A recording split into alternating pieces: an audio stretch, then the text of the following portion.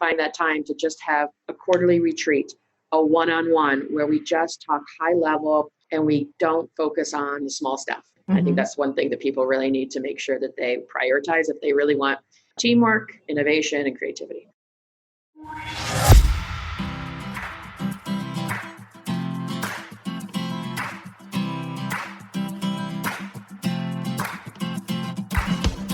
Hi, everyone. You're listening to Optimal Instinct with Trish, and I'm Trish Tagley, your host. And today, we're with Amy Lisewski, a professional improviser, entrepreneur, and speaker based in San Diego, California, and anywhere adventure leads her. Amy is the founder and owner of Finest City Improv and the San Diego Improv Festival. She is continually growing San Diego's largest community of improvisers and has a training program that has brought more courage and joy to thousands of people. Amy is the author of Relax, We're All Just Making This Stuff Up. And she is an interactive speaker, facilitator, event host, and voice-over actor. Amy created the Tap Into Improv program for businesses and has facilitated hundreds of workshops across the U.S. for companies like WD-40, GoPro, Kaiser, and Reef.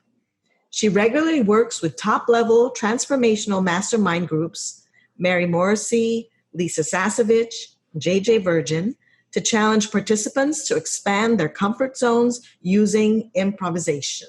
Welcome, Amy. Thank you so much, Trish. Great to be here. Yeah, so how's your week been going so far? Fantastic. I'm so happy you asked because beginning of the year just felt like so much happening in terms of we have to figure out everything we want to accomplish this year. And this past week's been that week where I'm like, we're doing it. We're starting to make progress on these goals. And I'm breathing a little better. Yeah, that's great. And I must add, there's an obscure fact about Amy that I would like my listeners to know about. She actually sailed her own sailboat from Florida to Virginia. So that would give you an idea of what kind of an adventurer and entrepreneur Amy is. Yes.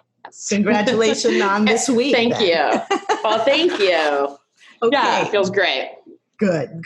We like that. We like great. Okay, yeah. So let me ask you, with improv, what is a problem that you solve? Well, of course, we solve a lot of problems, but I would say that there are two that are fundamental problems that improv is best at solving, I believe. And if we solve these, it leads to all kinds of other things that it helps. So the first one is just the ability to go off script, to ditch that script, whether on purpose or in those moments where the script fails you. So what that involves is we help you get out of your comfort zone, expand your comfort zone, more likely, so that when these moments happen, you feel more comfortable being uncomfortable. You're okay with that. You make friends with that. And what that does is helps people take risks. And it helps, and when you take risks, you can innovate and you can grow. So that's what I do with a lot of leaders and a lot of teams in these companies that you mentioned. But also a lot of people just come to our theater in order to live life a little more unscripted and get and to grow their comfort zones. So that's number one. Number two is to be able to do all those things I just said as a team. Because the one thing that makes improv very different from other art forms or from stand-up. People think stand-up, oh, that's scary. And you do that all on your own. But improv is always done with other people. There's no props, there's no scripts, there's no costume, there's nothing on the stage. And all that we have left is each other. So that's your team.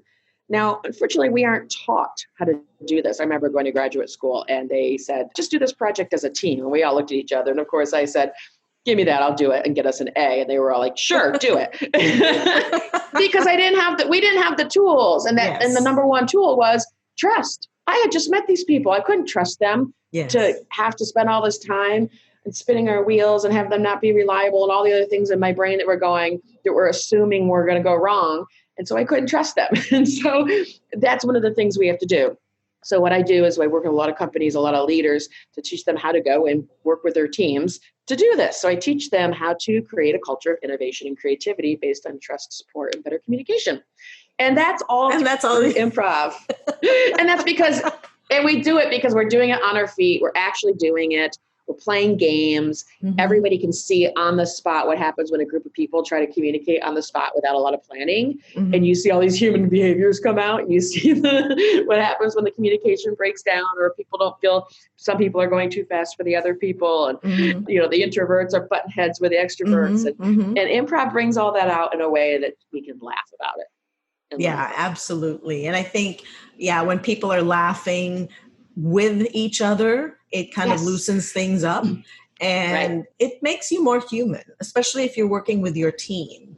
And like you said, with leaders, sometimes they have this idea that they have to be this certain type of person, and they don't understand that, well, if I just switch it up a bit, and use humor and let people actually see who I am, then that might change the dynamic. So that's great. Absolutely. So what common mistakes do people make when they're trying to solve this problem of trust within their teams?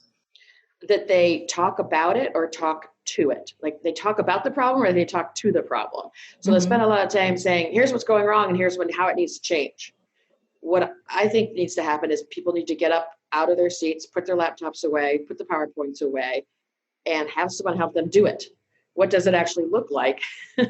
And let's practice it. So we create a learning lab where you can make mistakes and you can take risks where it doesn't have actual consequences in the moment. You're not going to lose any money if this goes wrong.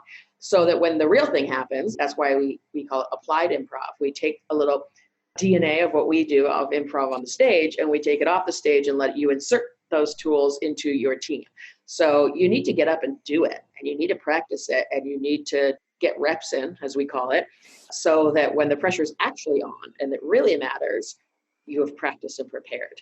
Because nobody wants to take a complete risk on something that could actually get them demoted, not promoted, look like a fool in front of others, not look as smart as they really are. Nobody wants that. I don't want that.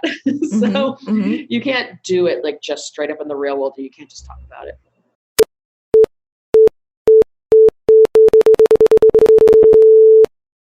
Optimal Instinct with Trish is brought to you by TrishTagley.com and the book Everyone Knows You Suck, Bad Boss Stories, A Succinct Guide, available now in both ebook and print format on Amazon.com, and the C's Value Model that supports your desire for client relationships that are more profitable, more productive, and more likely to refer.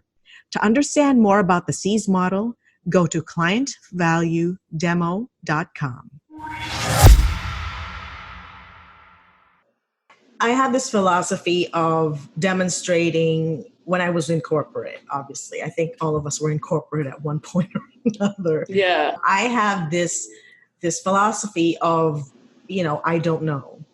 When I don't know something, I say I don't know, because I want my team to be able to teach me and for them to see that, there are holes in my knowledge and you might have the answer. And it gives them the ability to say, I don't know to me as well, which allows me to understand them and help them. So based on all that you said, obviously it's practicing role modeling, but what would be the number one tip that you could give a leader, a stakeholder, for them to put to practice? First and foremost, and this is what I see because I get asked a lot to help with retreats. But then what I see happening with the retreats is there's a lot of pressure that we got to fit this and have to fit that in. And we need to make sure we do this work and do that work. And the real high value stuff that you can do in a retreat slowly gets pushed out and becomes demoted. And what I mean by that is that no laptops, no actually talking about work, purposeful play, brave environment learning. We like to talk about improv as a safe environment, but I also like to say it's more of a brave environment. It's not going to be completely safe. That's not the point, but it's going to be a place where you can be brave. You cannot do that if you're just sitting talking about, working on your strategic plan or save that for another time. Every quarter minimum, take at least a half day with your team. And I struggle with this too, right? I struggle with finding that time to just have a quarterly retreat, a one-on-one where we just talk high level and we don't focus on the small stuff. We practice big skills.